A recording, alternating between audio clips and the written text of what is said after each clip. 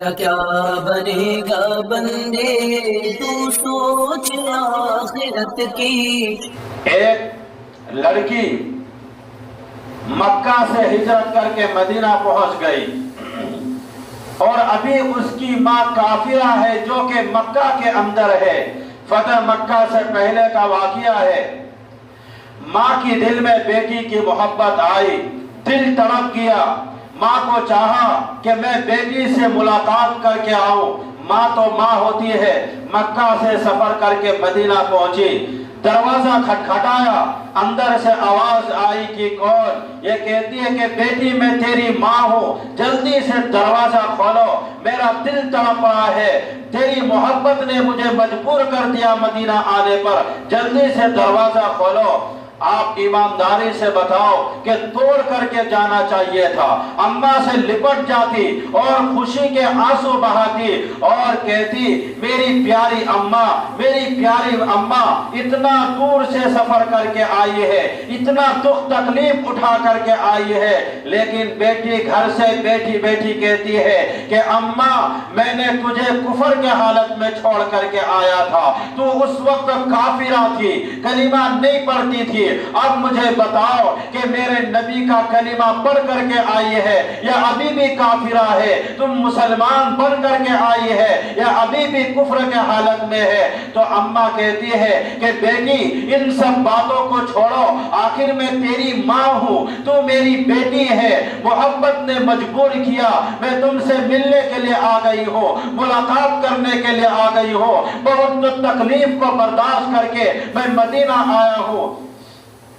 تو بیٹی کہنے لگی کہ امی جان برا مت ماننا، جب تک میں کسی کو بھیج کر کے نبی سے پوچھوا نہ لوں کہ کافرہ ماں کو گھر میں آنے کی اجازت ہے یا نہیں، اس وقت تک گھر کا دروازہ نہیں کھلے گا۔ پھر بیٹی نے کسی صحابی کو بھیجا کہ جاؤ اور آپ صلی اللہ علیہ وسلم سے پوچھو کہ کافرہ ماں ہے اور وہ گھر میں آنا چاہتی ہے، کیا میں اس کو آنے دوں یا نہ؟ تو آپ صلی اللہ علیہ وسلم نے اجازت دے دی۔ تو وہ اماں بیٹی کے پاس کئی روز قیام کیا، بیٹی کے پاس رکی رہی، بیٹی کے پاس ٹھہری رہی، لیکن جب پھر واپس مکہ جانے کا ارادہ کیا، اماں غریب تھی، بیٹی کا حال کچھ اچھا تھا، تو ماں کہنے لگی کہ بیٹی میں غریب ہوں، کچھ امداد کرو، کچھ میری مدد کرو، میرے ساتھ حسن سلوک کرو۔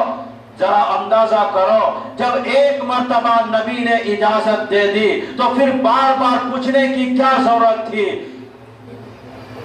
ایک بار جب اجازت مل گئی تو پھر کھلاؤ بھی، کپڑے بھی پہناؤ، خدمت بھی کرو، ان کی تعاون بھی کرو، امداد بھی کرو۔ لیکن بیٹی کیا کہتی ہے کہ امی جان میں یہ بات بھی کسی کو بھیج کر پوچھواتی ہوں، معلوم کرواتی ہوں کہ کافرہ ماں مکہ سے آئی ہے، ملنے کے لیے آئی ہے، ابھی میرے نبی کا کلمہ نہیں پڑھتی ہے، کیا میں اس کو مالی اعتبار سے مدد کر سکتی ہوں یا نہیں کر سکتی ہوں؟ اگر میرے نبی کی اجازت ہے تو ماں آپ کی مدد کروں گی، اگر نبی کی اجازت نہیں ہے تو میں پھر تیری امداد نہیں کروں گی۔ یہ تو صحابیہ کے حالات ہیں۔ آج کل کے مسلمانوں کے حال کیا ہے؟ قرآن سے، حدیث سے، نماز سے، ان تمام کاموں سے چھٹی ہے۔ کیوں؟